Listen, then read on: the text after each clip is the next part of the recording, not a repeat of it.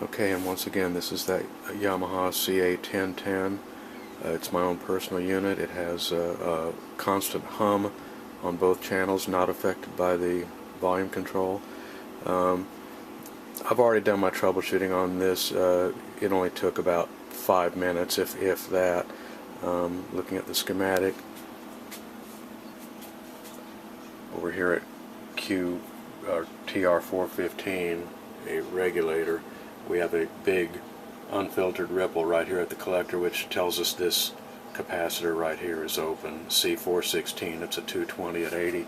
I didn't have that on hand, and since it is the second time I've had to fix this thing in the last couple of years, I thought I would go ahead and recap the whole receiver, even though I don't usually do that. But it's a personal unit.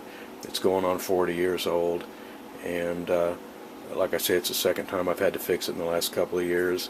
And there isn't all that many caps in it compared to some units, so I thought I would go ahead and do that. Meanwhile, let's show you what we're looking at here. On your basic regulators here, we'll look at the scope. You have what is a filtered DC ripple at the collectors.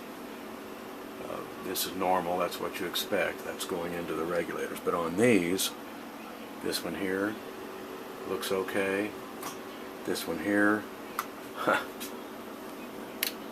does not. It is not filtered at all, and that is the collector of that transistor, TR-415. So I'll be replacing that capacitor, confirming that it's bad, but I'll also be replacing, pretty much all the electrolytics on this board, and most all or all of the electrolytics in the unit. I've already ordered those parts, and a couple of these capacitors I already replaced the last time.